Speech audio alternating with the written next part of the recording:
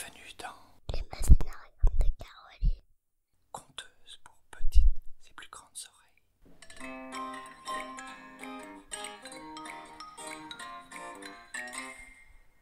Prenez place, je vais vous raconter Le pays des rêves et la marmite à cauchemar.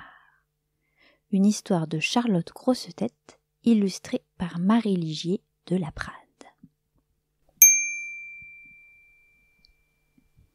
Une odeur de café flottait dans la cuisine. La maman de Julien terminait son petit déjeuner avant de partir au travail. « Tu n'es pas encore couché ?» demanda-t-elle à son fils qui arrivait en pyjama. « Je viens te dire bonsoir, enfin plutôt bonjour, » répondit Julien. Avoir une maman infirmière de nuit qui part à l'hôpital quand tout le monde se met au lit, cela n'aide pas à se sentir fatigué le soir. « Comment s'est passé ton entraînement de foot ?»« On a gagné !» annonce fièrement Julien. « Bravo, j'en connais un qui va bien dormir, » fit sa maman en se levant. « Profites-en, savoure ta chance. » Et elle sortit dans la nuit noire. Maman se trompait. Julien n'avait pas envie de dormir. Le match de foot l'avait excité et il se retournait en tous sens dans son lit, son cœur battant la chamade. En posant la main dessus, il crut entendre un cheval furieux galoper dans son écurie sans trouver la sortie. Ça piaffait, ça ruait, ça se cabrait. Cette pensée fit sourire Julien, les yeux ouverts dans le noir, il se mit à écouter ce cheval fou.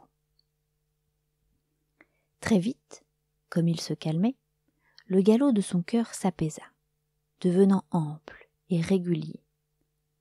C'est ainsi que Julien s'endormit et que son cheval imaginaire, sortant de l'écurie, l'emporta sur la piste du pays des rêves. À l'entrée de ce pays étrange, Julien entendit soudain sonner 10 coups. Sur le bord du chemin, un vieillard frappait une grande marmite avec un bâton en or. « Que faites-vous » lui demanda Julien en arrêtant son cheval. « Je suis le gardien du pays des rêves, et voici le chaudron à cauchemar.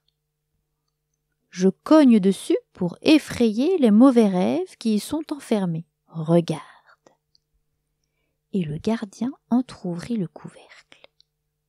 Julien vit quelques monstres qui gémissaient au fond, la queue basse, les oreilles tremblantes. « Le bruit de mon bâton les terrifie, » expliqua le gardien. « Tu peux voyager tranquille, ils n'oseront pas sortir. » Julien répondit « Merci beaucoup, mais vous savez, les cauchemars ne me font pas peur, je suis grand. » Et il repartit au galop. Quelle route extraordinaire! Elle était pleine d'imprévus, et Julien passait sans cesse d'un paysage à l'autre, d'un rêve au suivant.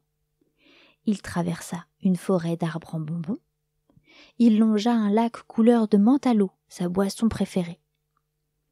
Au détour du chemin, il croisa ses copains. « Julien, on fait une partie de foot !»